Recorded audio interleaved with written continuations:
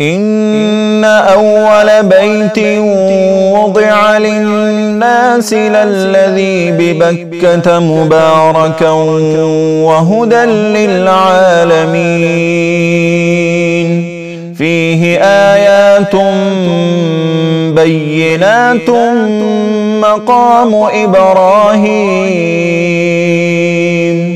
ومن دخله كان آمنا ولله على الناس حج البيت من استطاع إليه سبيلا ومن كفر فإن الله غني عن العالمين.